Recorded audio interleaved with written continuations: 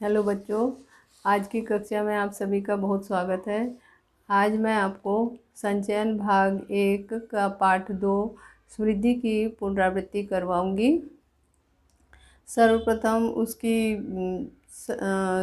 थोड़ी सी कहानी आपको सुना देती हूँ, सार बता देती हूँ कि किस प्रकार से कहानी में लेखक जो है आप बीती सच्ची घटना के का जिक्र करते हैं और कहते हैं कि बाल सुलभ जो चंचलता है वो कभी कभी बचपन में की गई जो शरारतें हैं वो किस प्रकार जोखिम भरी होती हैं और किस तरह से परेशानियों का कारण बन जाती हैं। लेखक बहुत छोटे थे और अपने साथियों के साथ वे जब अपने गांव से अपने विद्यालय जाते थे तो उस समय एक दिन अचानक उन लोगों के मन में आया ये बात आई कि वे जो है रास्ते में पड़े हुए जो सूखे कुएं हैं उसमें वो झांके और उसमें ईंटा फेंके। और जैसे ही ईंटे का टुकड़ा यानी एक ईंटे का टुकड़ा उन्होंने फेंका, पत्थर का टुकड़ा जो भी फेंका, कि जैसे ही फेंका और वैसे ही अंदर से एक सांप के फुफकार की आवाज़ आई और वही इनके कौतूहल का कारण बन गई। और वे तब से लगातार उस स्कूल जाते समय उस कुएं में झांकते और साथ में ढेले फेंकते थे। ये इनका रोज का प्रतिदिन का कार्य की आदत बन गई थी। इसी संदर्भ में वे एक दिन अपने भाई के द्वारा कहे जाने पर मक्खनपुर डाकखाने में चिट्ठियां डालने जा रहे थे और रास्ते में पड़े उस सूखे कुएं में उसी तरह से जाते समय उनके मन में अचानक फिर से प्रेरणा जगी कि वे उस कुएं में झांकें और सांप के फुसकार की आवाज़ सुने।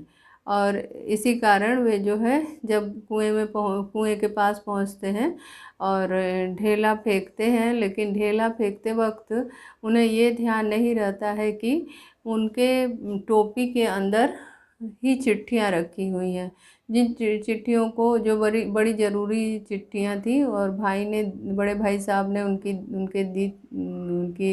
उनसे कहा था, देते हुए उनसे कहा था कि ये चिट्ठियां बड़ी ज़रूरी हैं और इसको आज के ही शाम से निकल जाना चाहिए और तुरंत इसे डाकखाने में डाल दो। तो वे जो है ढेला फेंकने के जोश में वे ये नहीं देखते हैं कि टोपी के नीचे उन्हें याद नहीं रहता कि टोपी के नीचे उन्होंने चिट्ठियां रखी हैं।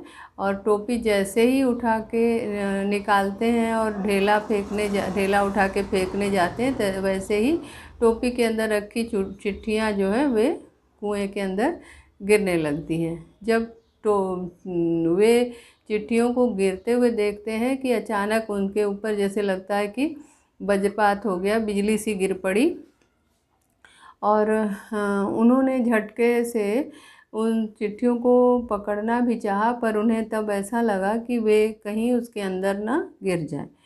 अब चिट्ठियां तो गई नीचे पर उन्हें ये चिंता थी कि यदि भाई साहब को इस बात की जानकारी वे अगर देते हैं तो उन्हें मार खाना पड़ेगा।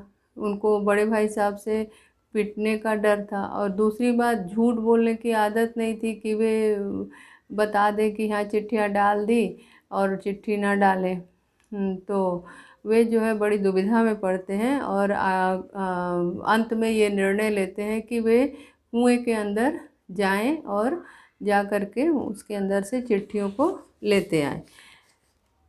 वो ऐसा वे इसलिए सोचते हैं क्योंकि बचपन में उन्होंने कई सांप को अपने डंडे से मारा था और उनके लिए सांप मारना बाएं हाथ का खेल था। ये इस विश्वास से प्रेरित होकर के वे जो है नीचे उतरने का, कुएं के नीचे जाने का निर्णय ले लेते हैं। अब आगे क्या होता है आइए जानते हैं। कुएं की पाट पर बैठे हम रो रहे थे, हम रो रहे थे, छोटा भाई ठाड़े मारकर और मैं चुपचाप आंखें डबडबाकर। पतीली में उफान आने से ढकना ऊपर उठ जाता है और पानी बाहर टपक जाता है। निराशा, पिटने का भय और उद्वेग से रोने का उफान आता था। लेखक बता रहे हैं कि चिट्ठियां जब गिर गई तो उन्हें कोई रास्ता सूझ नहीं रहा था। सूझना सूझना यानी कि मन में बात आना। उन्हें कोई रास्ता नहीं सूझ रहा था कि वे आखिर करें तो क्या करें।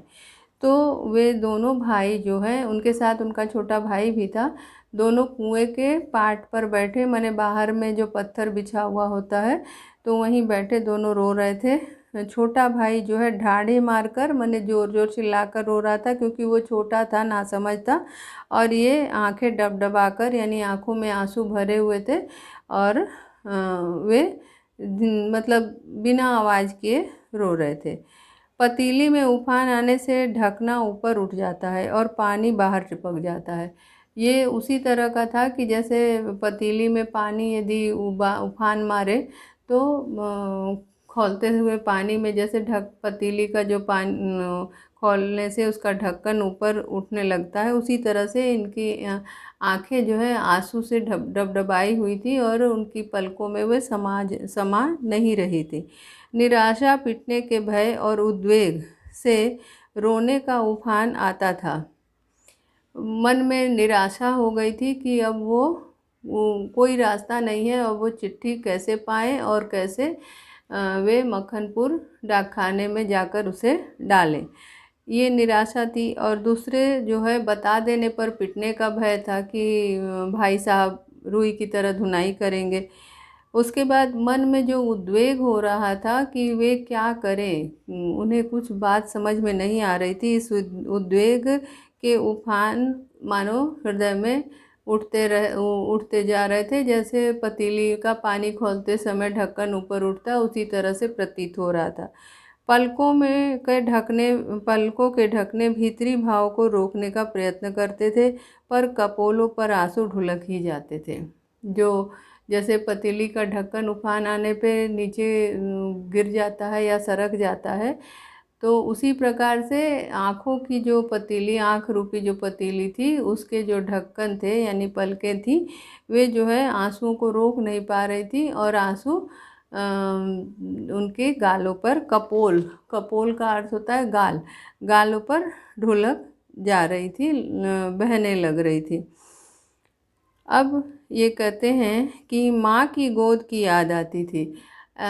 ये जो है एक स्वाभाविक मनुष्य का एक स्वभाव होता है कि जब भी मनुष्य जो है विपत्ति में पड़ता है तो उसे माँ की याद आ जाती है। उसी तरह लेखक को अपने माँ की याद आ जाती है और उसको ऐसा कहता है कि उसे अपने माँ की गोद की याद आ गई, यानी कि माँ के पास रहेंगे तो हर मुसीबत से उन्हें कोई ना कोई निजात मिलेगा, कोई ना कोई रास्ता माँ दिखाएगी और उनको अपनी समस्या का समाधान होगा।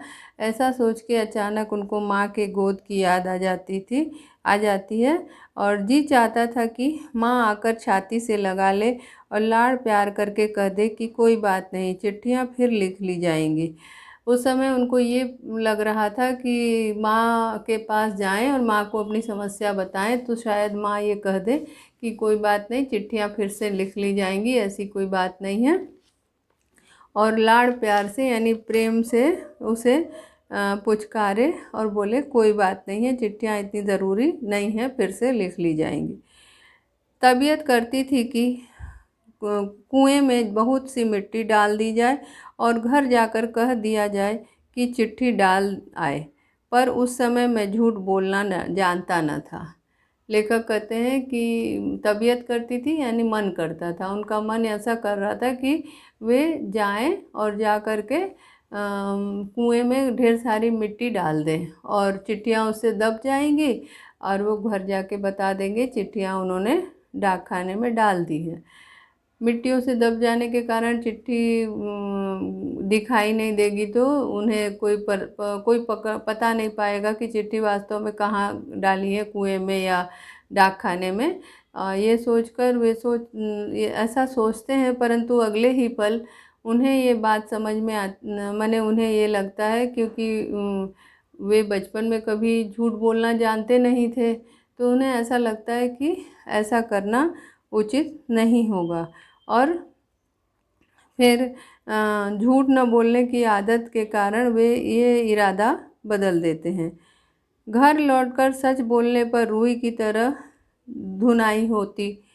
मार के ख्याल से शरीर ही नहीं मन भी कांप जाता। लेखक बड़ी माने दुविधा की स्थिति में है। एक तरफ वो सोच रहा है कि झूठ घर जाके झूठ बोल दें और कह दें चिट्ठियाँ डाल आए, और दूसरी तरफ उसे ये लग रहा है कि अगर सच बोलेंगे तो भाई जो है रूई की तरह धुनाई करेंगे, यानी बुरी तरह से पीटेंगे।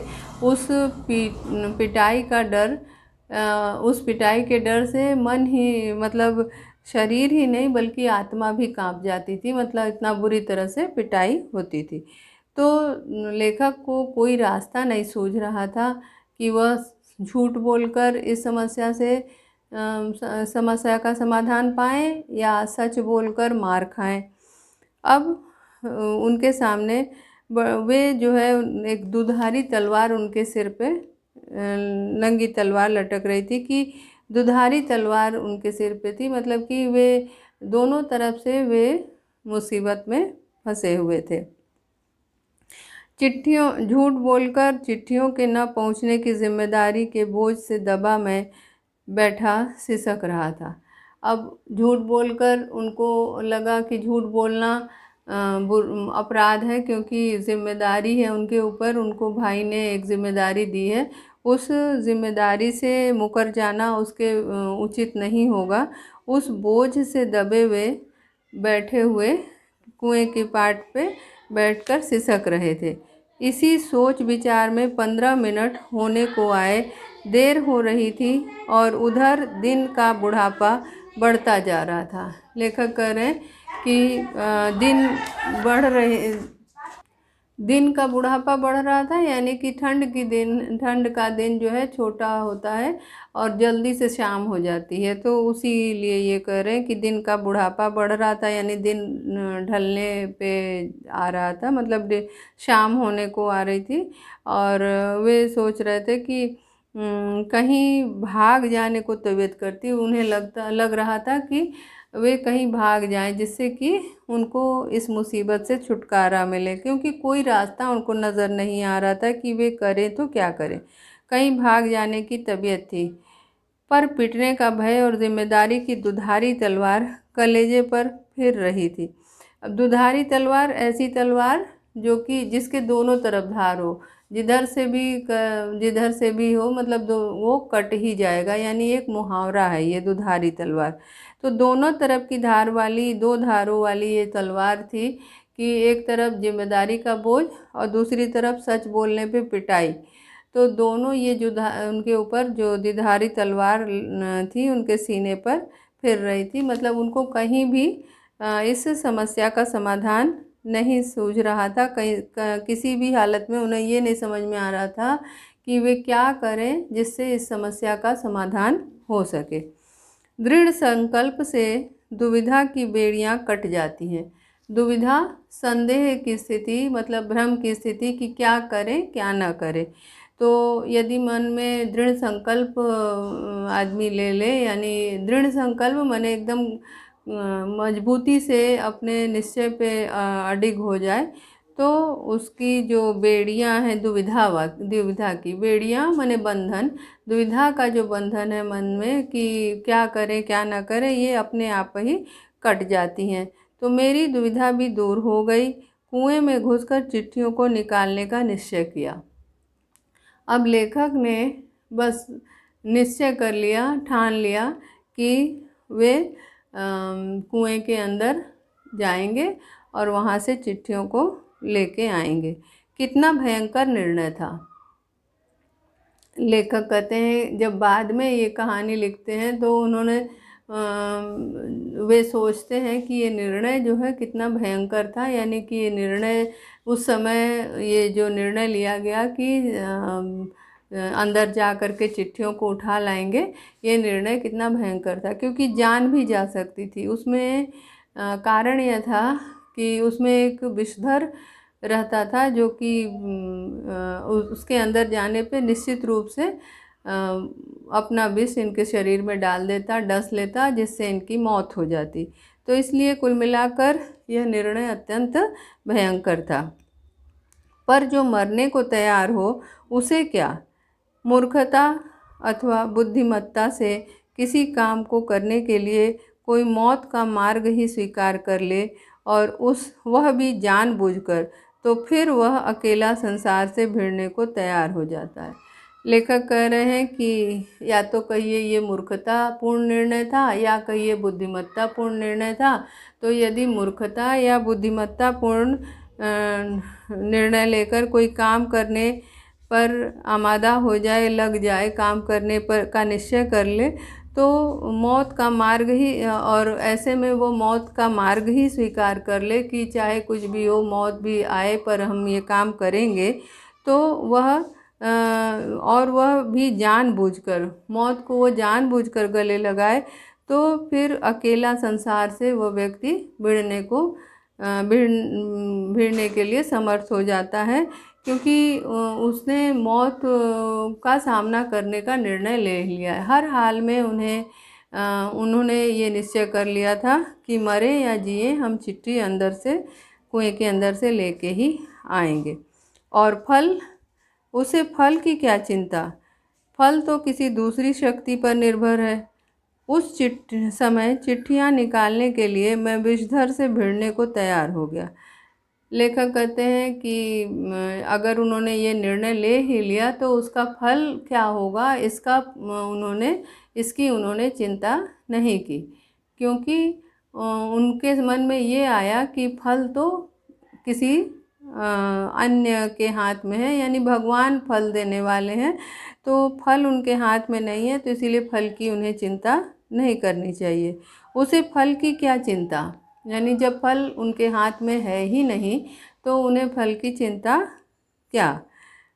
फल तो किसी दूसरी शक्ति पर निर्भर है।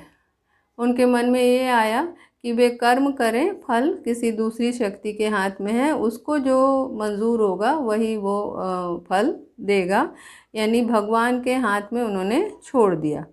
उस समय चिट्ठियाँ निकालने के लिए मैं विषधर से भिड़ने को तैयार हो गया, और ये निर्णय लेकर के और ये सब बातें सोच करके उन्होंने अपने मन में ये निश्चय कर लिया कि वे विषधर से भिड़ेंगे, यानी विषधर का सामना करेंगे, सांप का सामना करेंगे।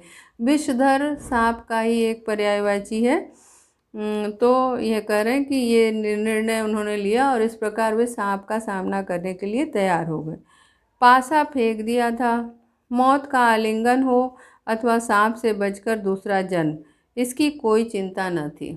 अब जैसे शतरंज का पासा फेंका जाता है, तो उसमें खेलने वाला जो होता है, खिलाड़ी जो होता है, वो जीत या हार की चिंता नहीं करता।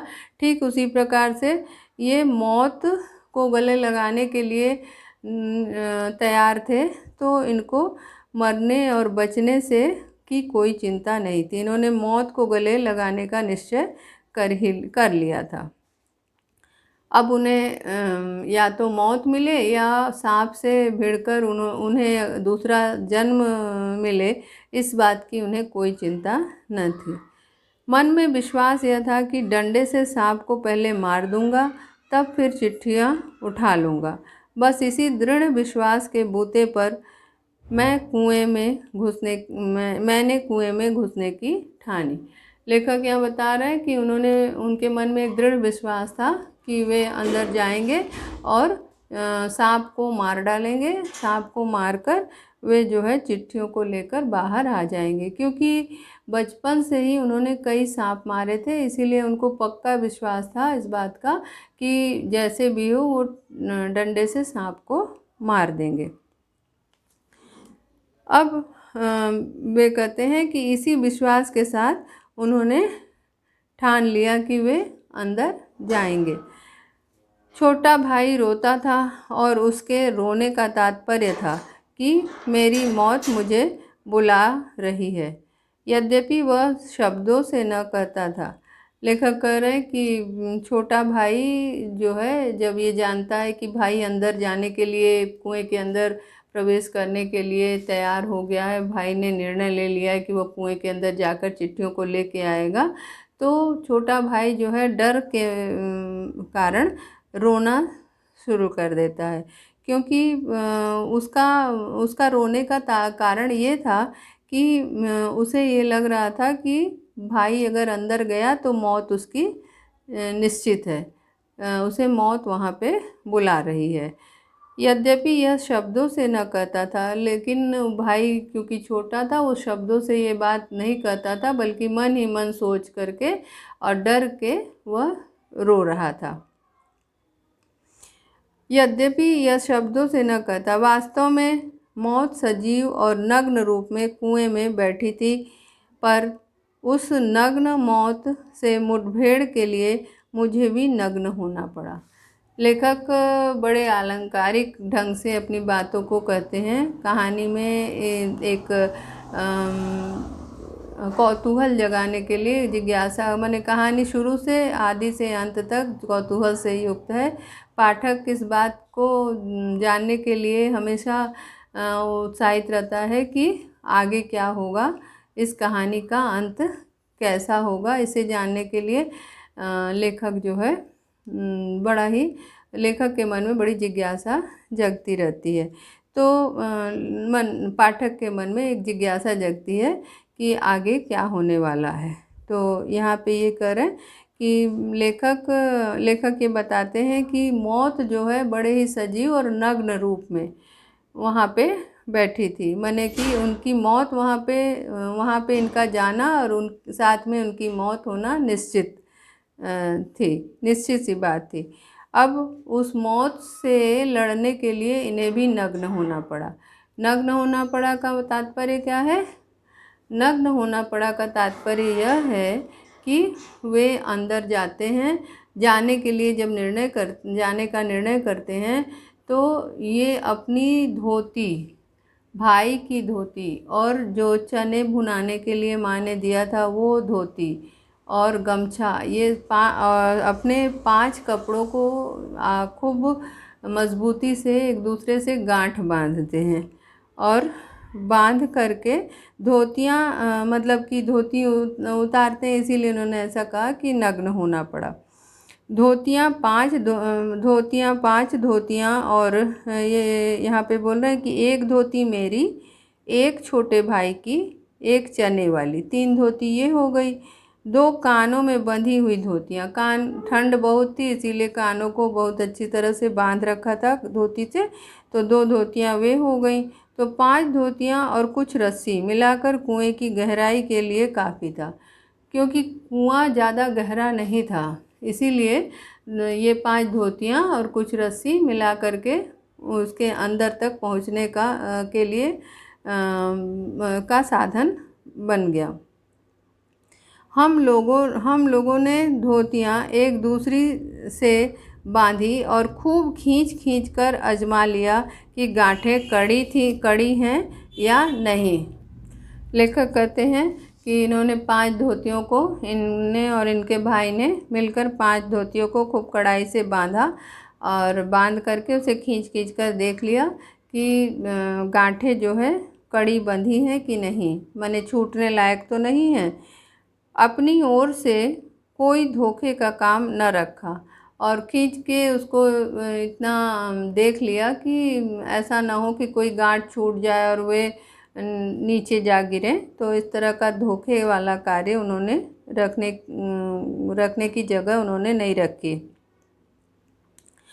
अब ये बताते हैं कि धोती के एक सिरे पर डंडा बांधा और उसे कुएं में डाल दिया, माने धोतियों को, 5 धोतियों को उन्होंने बांध लिया, कुछ रस्सी बांधी और फिर धीरे और एकदम अंत के छोर में उन्होंने अपने डंडे को बांध दिया और बांधने के बाद वह उस धोती को कुएं में छोड़ देते हैं, माने लटका देते हैं।